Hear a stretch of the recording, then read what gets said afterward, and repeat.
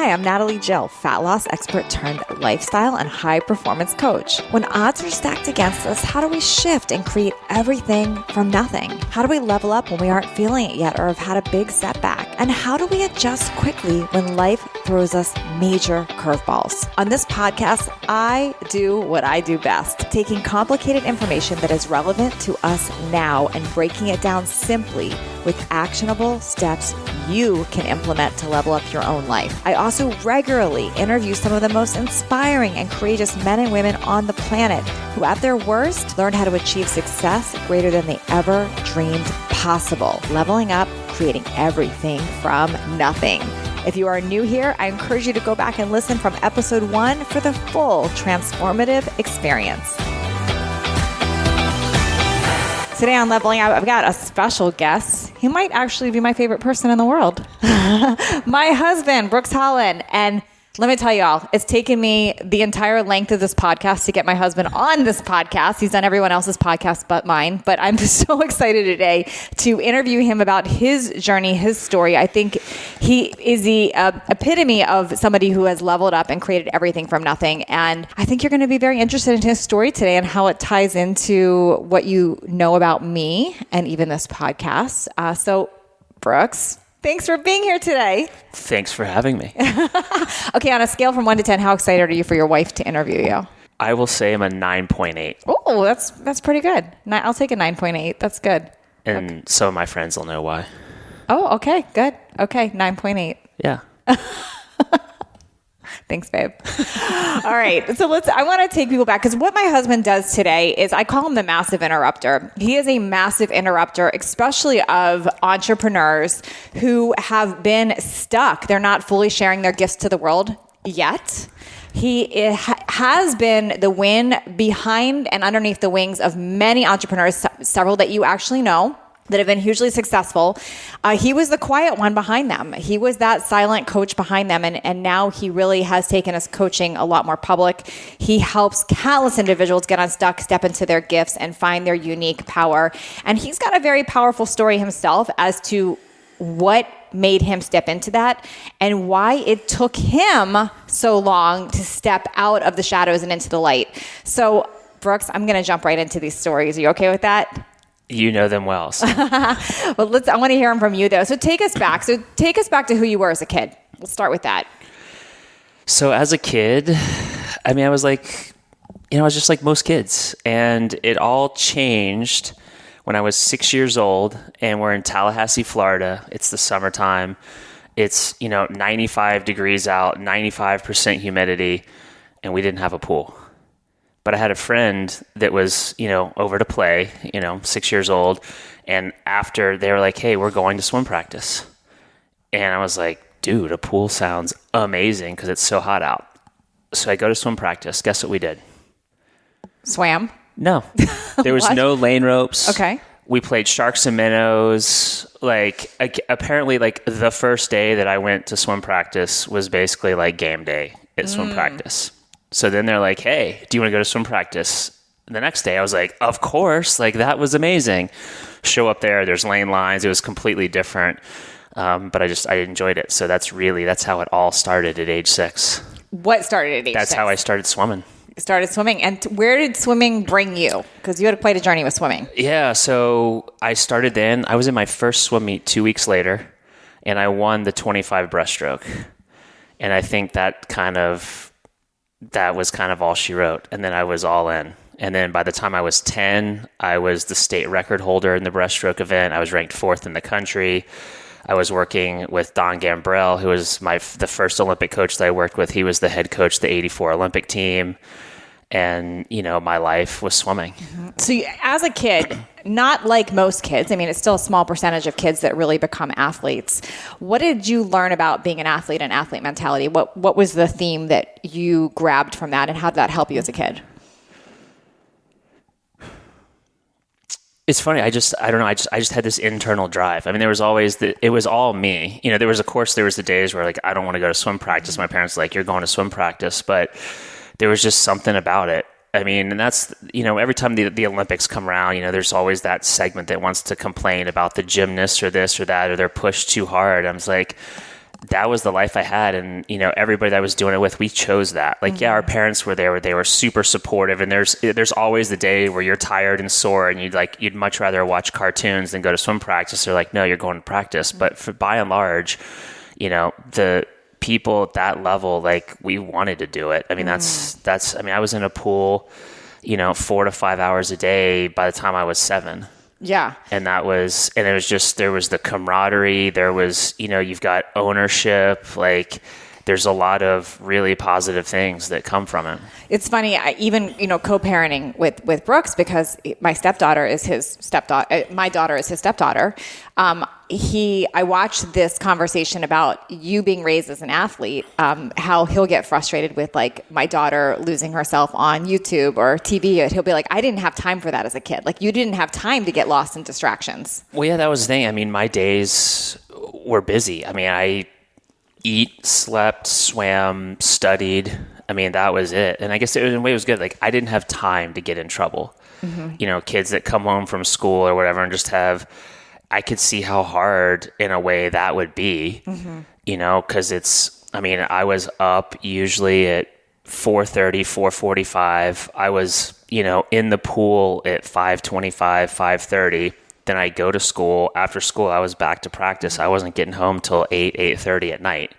And then I had to be up again the next morning. And it didn't leave a whole lot of time to get in trouble or those things. So you were the good kid. I mean, you were the good kid. You were the good student. You were state champion with swimming. Where did swimming take you? And why did you not keep swimming?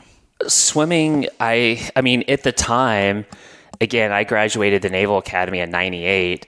I mean, at the time, pretty much, college was kind of it for swimming. I mean, there was really nothing professional. There wasn't, there really wasn't much after that. I mean, you could swim masters and things like that, but I would say it was really, once we had the internet boom, then you had like the Michael Phelps, and then all of a sudden there was just, there was a lot more attention. There was definitely some plays for people to get some endorsement deals, things like that. But I mean, back in the 90s, it was like, I swam in high school. I swam at the Naval Academy. That's where, and also in high school, I worked with Michael Phelps's coach, Bobby Bowman, for about 3.5 years. The Naval Academy qualified for NCAA's Olympic trials. And then it was like, I was off into the military, but there wasn't professional swimming or anything like that. What does that do psychologically? Like, you work your whole life as you know it up through, to college, through college, as a skill, which you master, you become amazing at it. You always can get even better, but this is your skill. And knowing like, okay, this is kind of the end of the line here. What does that do to somebody? What did that do to you? It's tough because and that's as I've gotten much older, that's kind of what I realized. And I've had conversations with other athletes, when it's like you go from that, it becomes your identity.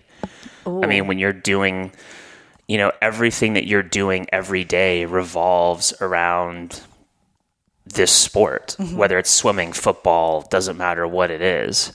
So, I mean, I can see it with these guys, especially guys that played in the pros, whether it's football, baseball. And it's like, this is all they've done since they're kids. And then it ends. And it's like, and especially they had the spotlight, they had all these things. And it's like, there's a transition there. And this was, again, this is a much lower level, but from the time I was 6 till I was 21, I was in a pool 5+ hours a day, or the dry land training, or everything associated with that. But it's interesting because this is something that not a lot of people talk about. Like athletes, being an athlete's hard work, and you were not an average athlete, you were an exceptional one. So like you just said, you work towards that, and then all of a sudden it becomes like invisible.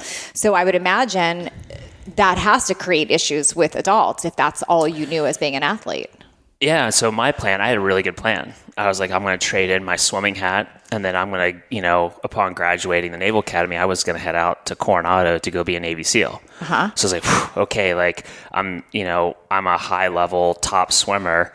Well, I'm going to trade that identity in for, Brooks, the badass Navy SEAL. Makes sense. Like, it's elite, it's the best. 80% of the people don't make it through. Like, there's the team, the camaraderie, the mental toughness, a lot of the similarities. I'm like, these are things that I thrive with. Sounds like an amazing plan. So what happened? It was a great plan. And then, SEAL training, if you go straight through, which only about 20% of the people make it through straight through. There's also an element of luck to that just because there's injuries. A lot of people that make it through, you get rolled back. It's just, it's tough on your body. And there's an element of luck to some of the, to some degree with some of the activities like rock portage. I mean, a big wave comes in and you're trying to land this 200-pound inflatable boat on the rocks and you get a big wave. I mean, we've had where like the entire boat got thrown. The people just got thrown like popcorn onto rocks. Like, I don't care how big of a, stud you are, water's heavy, rocks and everything like that. There was one, the entire boat crew got rolled back. Wow. They all got injured. They got rolled back. So they just didn't make it straight through. When you say rolled back, what does that mean? About every 6 weeks, a new BUDS class starts. And so, there's stress fractures. I mean, there's any countless number of injuries that people will have. So if somebody gets injured, then, they'll get rolled back. So they'll take that 6 weeks. Sometimes they'll get double rolled depending on how bad it is, because they'll have to medically screen to come back in. But it's like, all right, you got injured, take 6 weeks and you're on limited duty so you can rest and heal to get back into training. So there's a lot of that going through the program. So you're in SEAL training, which is super hard to get into to begin with. It's like the elite of the elite. And you are learning, I have to be badass, I have to be tough, this is my plan. And then what happens? So even on that, like after, Hell Week is probably the thing that most people know because you're, from Sunday till Friday, you're awake and moving. I think we got an hour and 15 minutes sleep the whole week. We got 45 minutes on Wednesday and another 30 minutes. By the way, y'all, Brooks reminds me of this anytime I've ever said I'm tired. He says, well, let me tell you. Yes. You're right. I cannot relate to my that. wife usually cracks that at about somewhere between 7:45 and 8:30 p.m. I'm tired. I'm like, you just slept 10 hours. And let me tell you about Hell Week. Okay, sorry. Carry on. She is much more powerful than she gives herself credit for. But I wouldn't have gone through Hell Week in the Naval Academy. Yeah. I mean, a Navy SEALs training. That wouldn't have happened.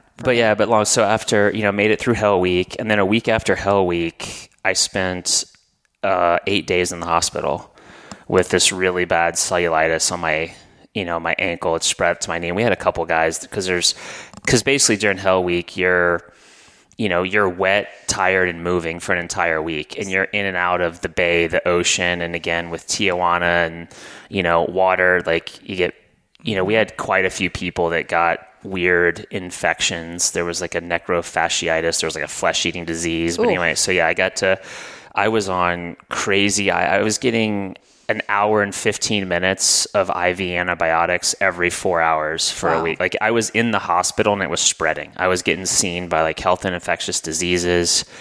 I mean, my ankle was the size of a football and it was like my ankle was like a Tempur-Pedic football where you like squeeze into it and it just stays. You get that pitting edema.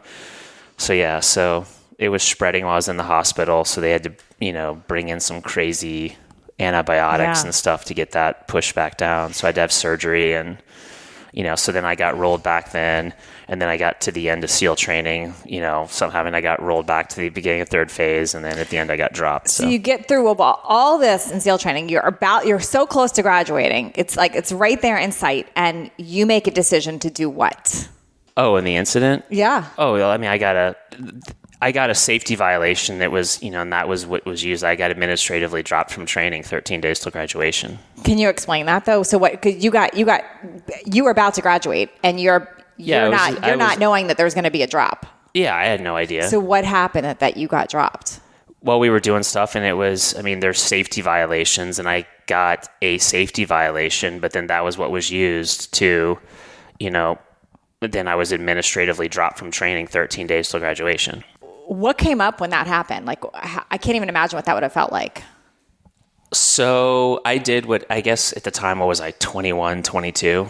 And, everything in my life I'd set out to accomplish. And then this didn't happen. So the only thing I knew at that time was, let's go get wasted. And like, okay. I'm not proud, but like that, yeah. So the guys, especially with everything that I'd been through and to get that close to the end. So yeah, I'll never forget that Is there any like fighting or trying to get it back when they make a decision like, hey, we're dropping you because of a safety violation or whatever it is? Can you even fight it? Is that, or what happens?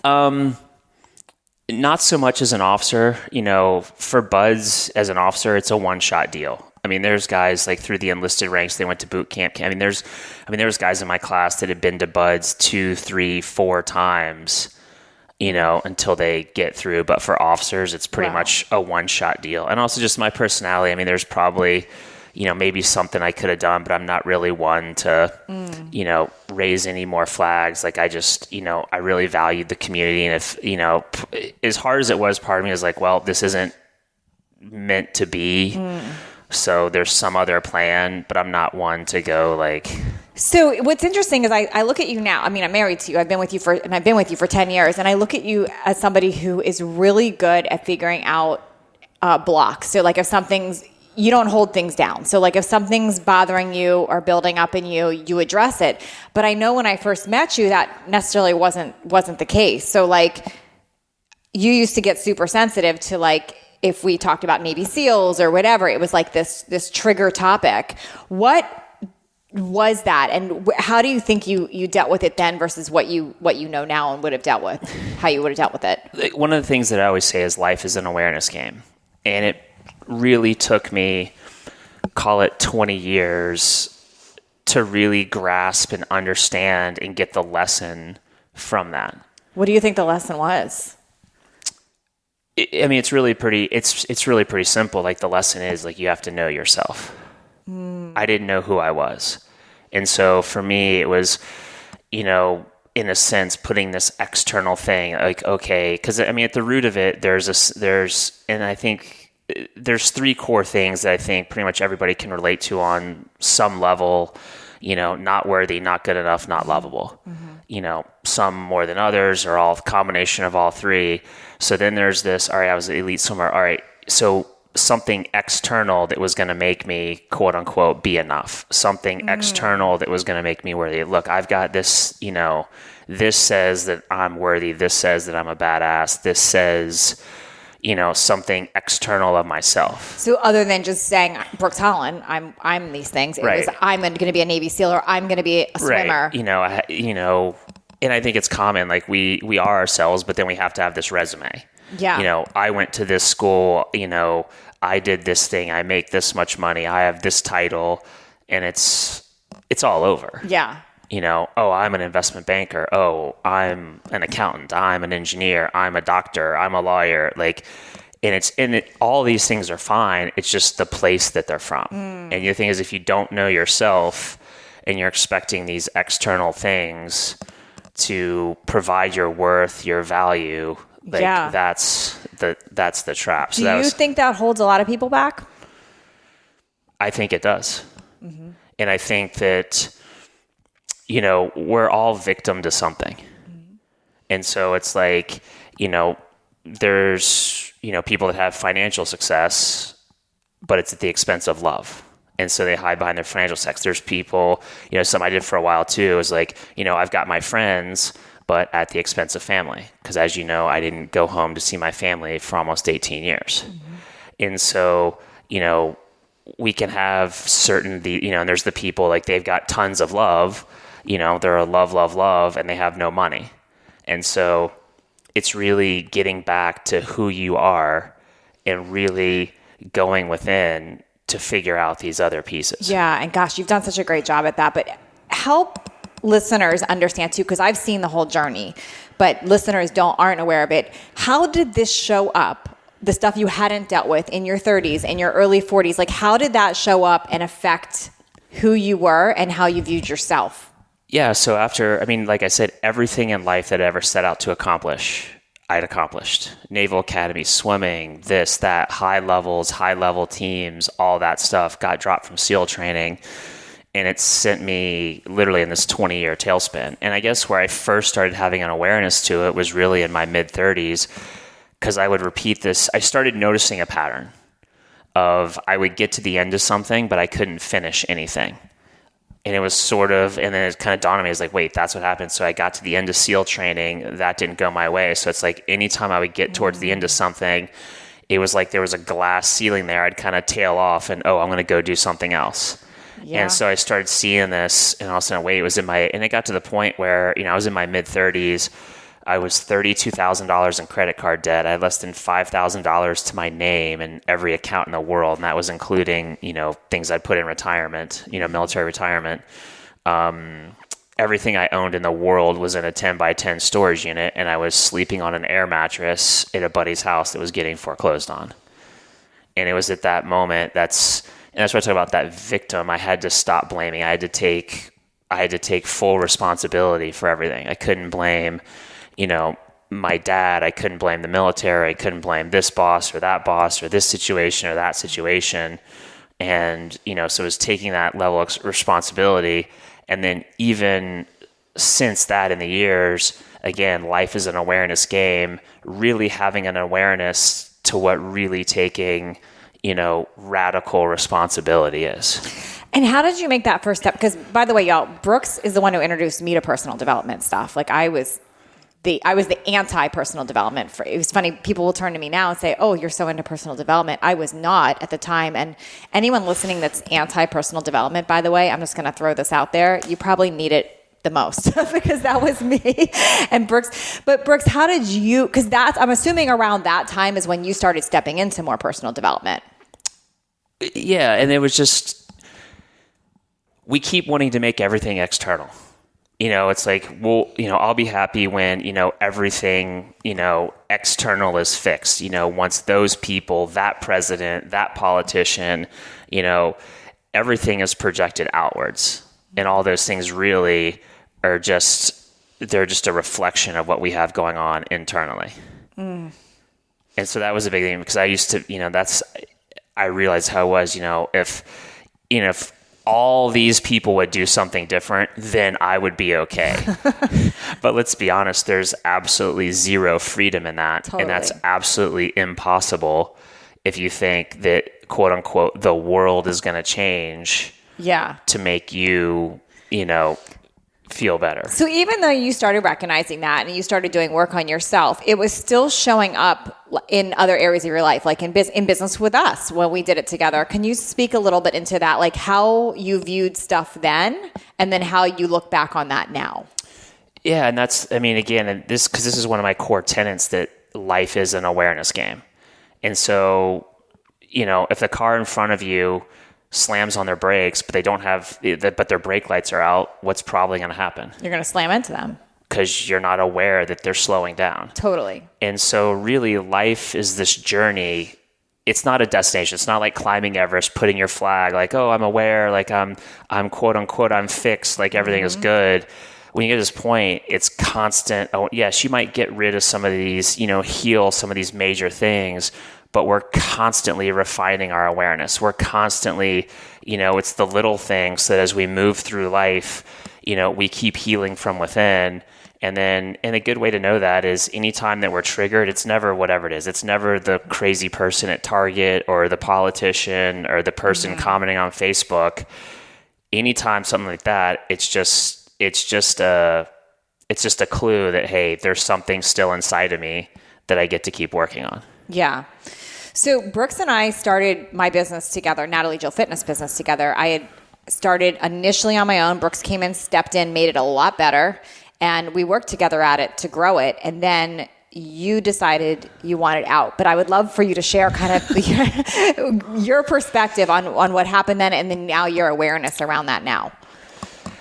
Yeah, there was a lot. There was a lot of success. And I think that was, let me just remind. So basically when we would go through SEAL training, it was that, and then we'd go out Friday nights for dinner, all the guys, we'd say, look, we're not talking about work. Mm-hmm. And we would just completely shelve it. And so it's like, I knew that I could work hard and all that stuff. And where that came in with the business, from my perspective, it was just, there wasn't an off switch. There wasn't a pause switch. And I was behind the scenes doing a lot of work. So Natalie is amazing. Like we worked together as a great team because she would have ideas and I would execute. And it was great because I got to stay in hiding. I got to stay behind the scenes. And it was like, if she was generating stuff, because I'm not the quick start, I'm not the go, get stuff done kind of person. But as she would generate stuff, like I could clean it up, make it better, and go out. So we had a really good system there for a while. And I think it was really like 2015, and we had such a huge year. And I remember very clearly because we were down in Hawaii. And, we were down in Hawaii at the Ritz-Carlton for a week and first class. And you're like, hey, I just want to take, a month off. And I was like, awesome. Like, we've worked really hard. We just came off doing, I think we did like $2.1 million. Like, we were good. I was just like, cool. And it wasn't like, hey, let's just fold up and quit life. But like, all I want to do is like, let's just not have our foot mashed on the accelerator. And then it was like, you said that, I was so excited because we were going to take a month off, just spend some time together. It wasn't just going to be work. And then there was a phone call, and then you were going to speak on a stage in 6 weeks, and this whole thing had to be created. And it was just like, off again. And and the thing is, I didn't have enough awareness at the time. So interesting. So from your perspective, knowing what you know now, what was your belief and blame then, and how do you look at it now? Like what could have gone differently? Yeah, because I was thinking I was still external. Like, so my thing was like to blame, I was blaming you. Yeah. Like, if she could just slow down, like we could just enjoy this. And so again, everything was, external. If Natalie would do this. So if you find yourself like everything will be fine when your partner, your spouse, or whoever it is, once they fix whatever it is, it's probably a good sign that you got to start with yourself first. It's so funny looking back on that now, because I remember that exact time. And it's interesting how much work we've done to kind of come back to this place to even talk about it, because in Brooks's mind, I'm go. There's no off switch. I'm not getting, validated for what I'm doing, or this is coming from you. Like, I'm doing all this work. I want to take a break now. So you were blaming me in my mind, because my personal development work to be done was to feel safe and to feel secure. So if you look at it from that perspective, if neither one of us were doing work on ourselves, of course we're going to blame each other. You're blaming me that I'm go. Yeah, and I'm you're blaming you like, why can't you keep up? Yeah, why can't you keep up? But we both had our own work to do. And it took you realizing that you're powerful and that you can own a voice and all these things and the work you had to do. And then I had to learn that I can be safe without go. Right.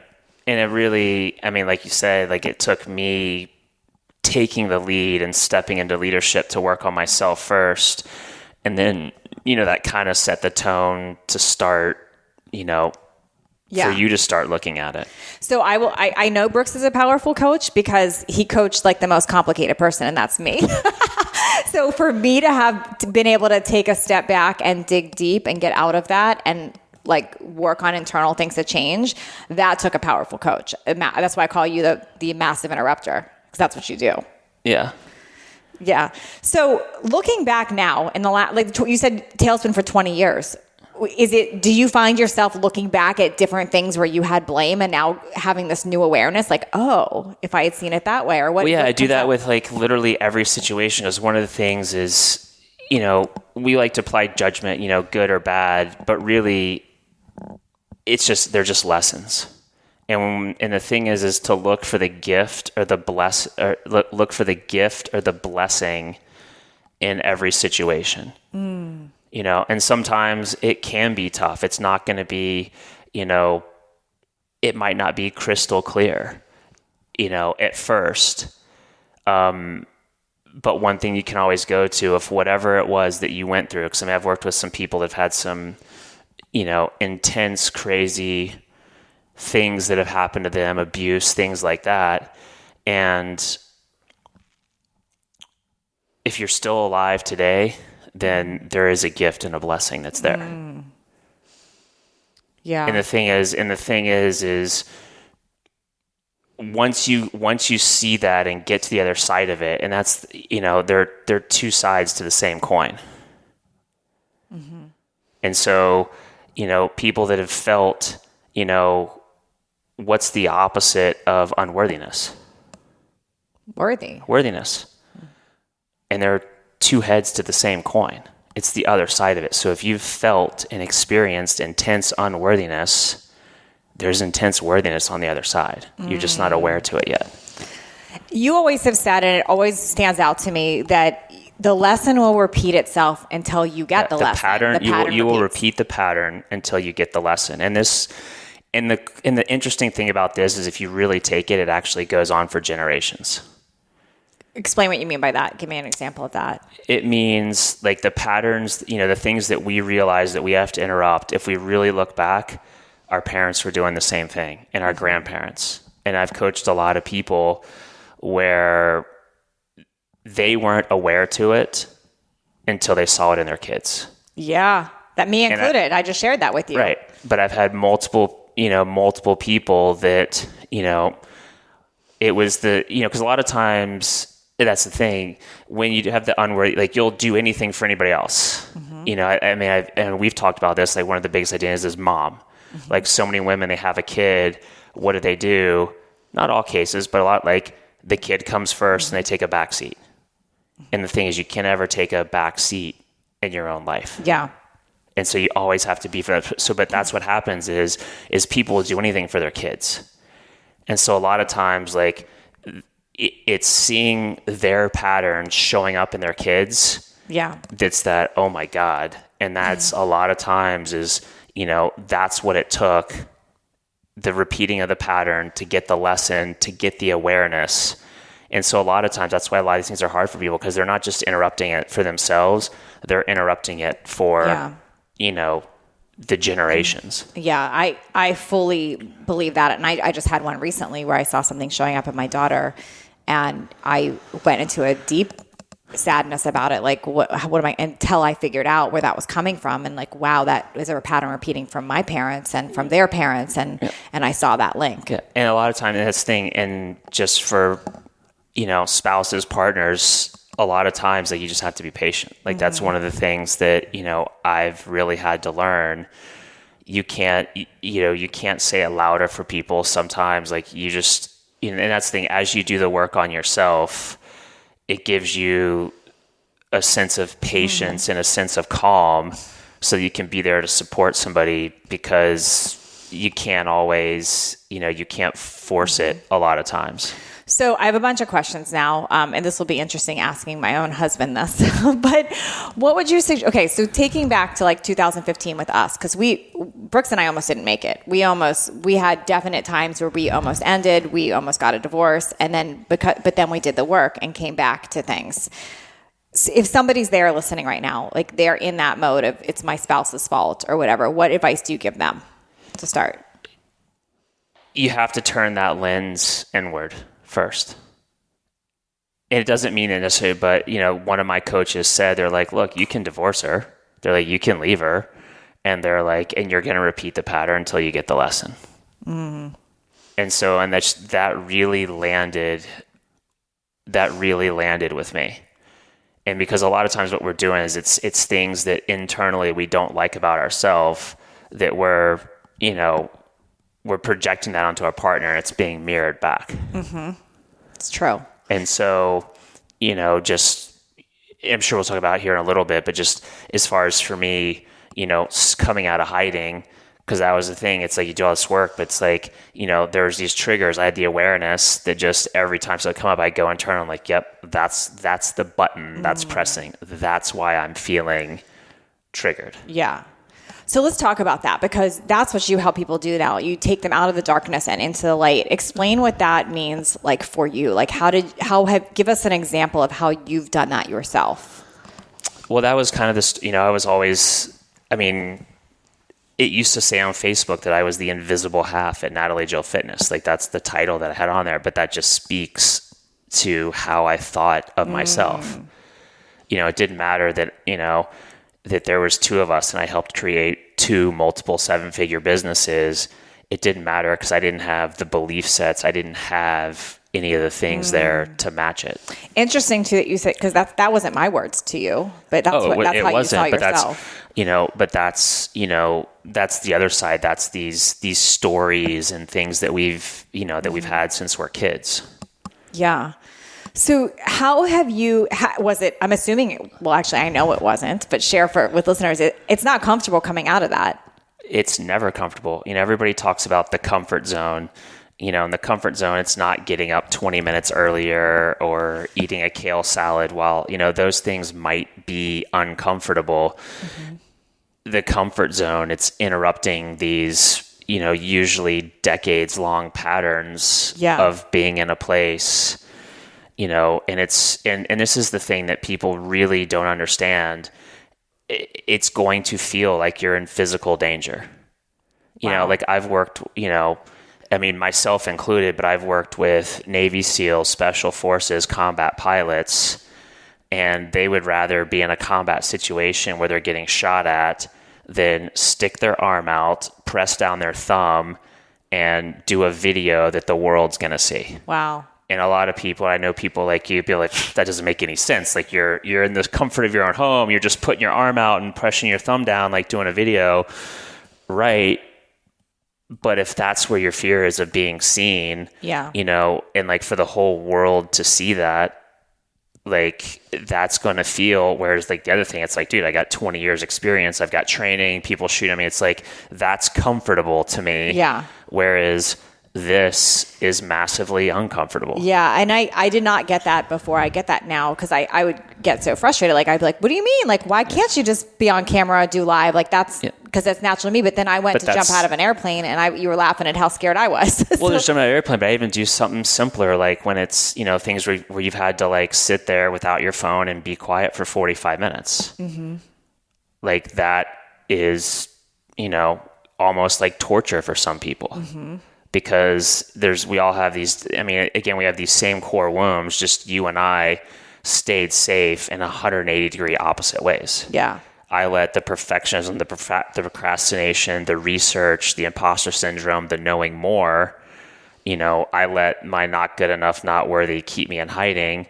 Whereas people on the other side, they take massive action and they're constantly getting, external validation and, oh, you're so good, accolades, this, that, or the other, that confirms that they're worthy. But the trap there is they can't stop. Yeah. And they can't take a vacation because, oh my God, like to go away for a week, like I'm not going to get that validation for a week.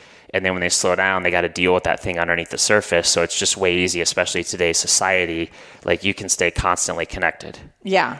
There's always, you got social media, podcast, TV. Like you can literally, from the time you stay up, stay quote unquote busy until you go to sleep. Yeah. And so there's just same core wounds, just two opposite ways of managing it. Yeah. Interesting. Yeah. And that's why you see so many, really, trying to do the meditation, trying to, trying to be present, trying to find those things. And the thing is, the root of that, it's doing that healing, and knowing who oneself is and being okay with it. Mm-hmm.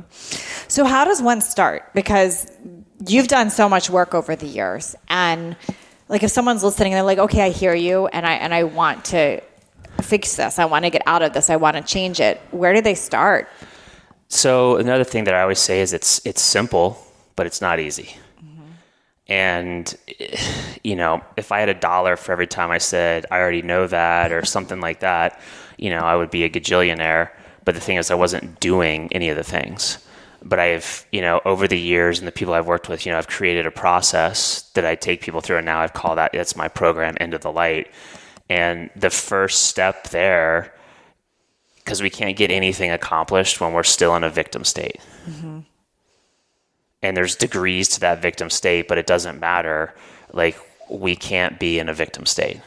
And so the first step is to figure out what's the story that we're being victim to. And that could be, you could be crazy successful at what you're at. You could have made $250,000 for the last 20 years. But if that's still your story, that like I'm a whatever and I make $250K a year, like you can have a very comfortable lifestyle, those things. But if that's the story that you're victim to, when there's so much more that you could be doing, and there's also, you start listening to your soul, you start having these knowings, like, that you're meant for more. But yeah, at some point we're victim. There's some story that we're victim to. Yeah. So when you work with somebody, you help them figure out that story, because most people don't even know they're carrying this story. Yeah, because again, it goes, that's life is an awareness game. And so we bring the awareness, and the very first thing we have to do is interrupt the victim story. Okay. Because we can't do anything from a place of victim, because the only thing a victim does is enroll and attract other victims. Yeah, that's so true. Because that's the most powerful thing. Yeah. And we see that. I mean, it's perfect timing right now. We've seen it with, Corona. We're seeing it. We have an election come up. And these things, what they do is, and again, I grew up in a news family. I used to be one of those people that would get so, triggered, and there was so much emotion and understand it. But really it's, the level of emotion and trigger you have around a politician or something like that, it's really just an indicator for the amount of work that you need to go do on yourself.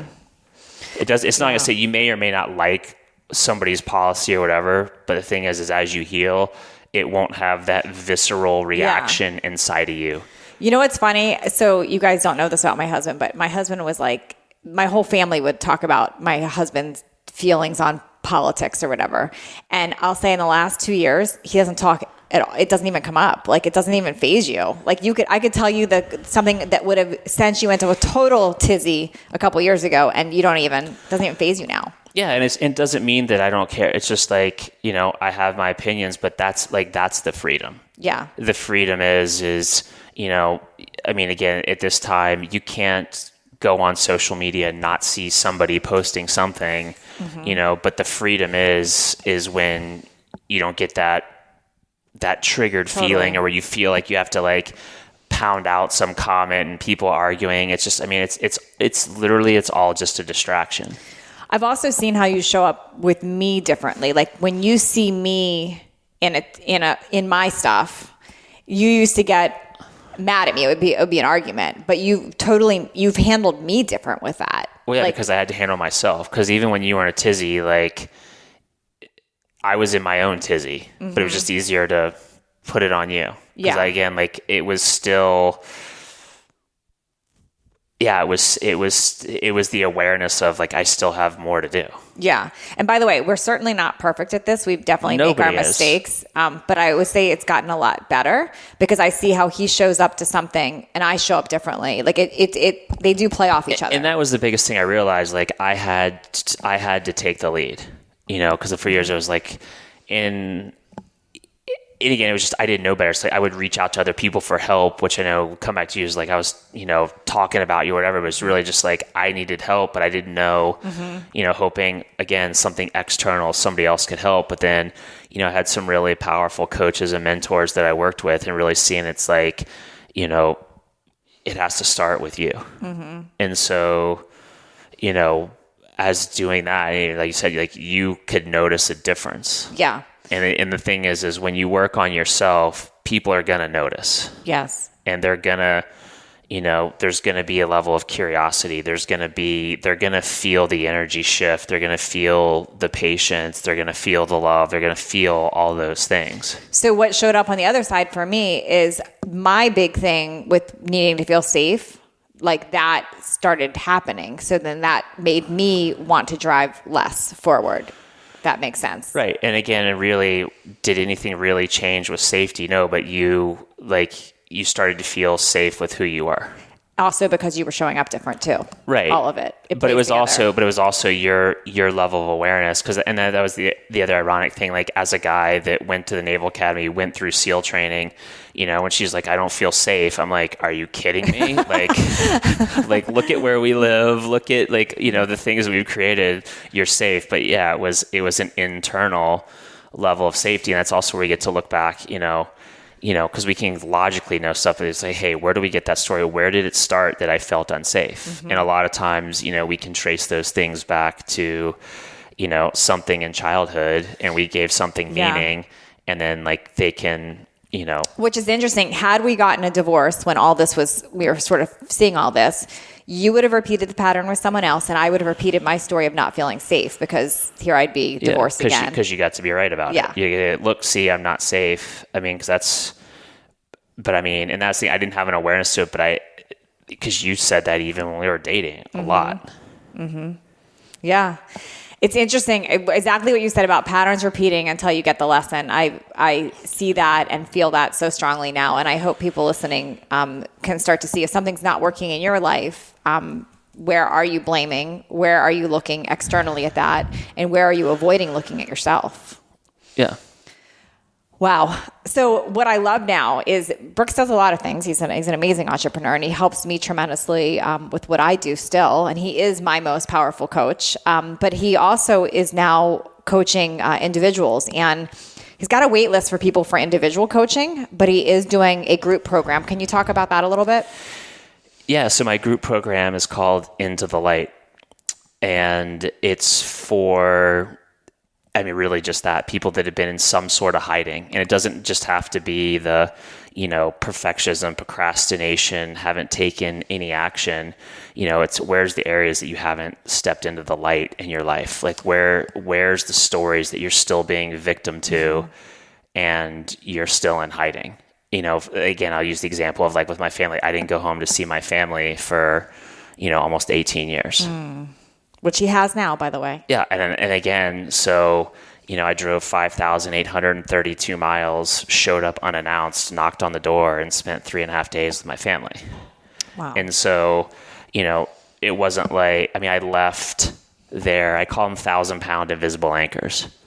Those are the things that, the emotional weights, the internal weights that people can't see, but those things that we're lugging around all the time. Yeah. So in that case, it wasn't, not everything is a financial benefit, but if you're, when you're honest with yourself and you look at these things, like where are these relationships, like what does that cost me over the years? What is the, fighting with a sister, a brother, a parent, or, what is that costing you? And a lot of times is like, once you release those 1,000-pound anchors, once you clear those things, everything else in your life will change. How do people find out about Into the Light? How do they see if they're a candidate for this? How do they participate in the coaching program?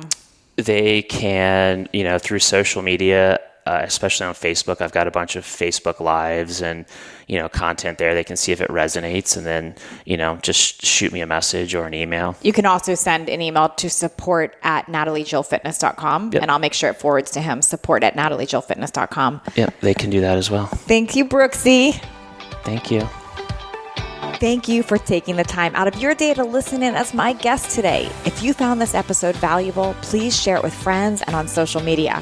I don't advertise this show, so I rely on word of mouth and reviews to get it out in the world. The biggest thank you that you can give me is leaving me a review, and a nice one, I hope, by the way. This is how others find these episodes. If you do leave me a review, be sure to message me at support@nataliejillfitness.com with a screenshot of your review, because I would love to send you a free digital download of my DSR journal as a thank you.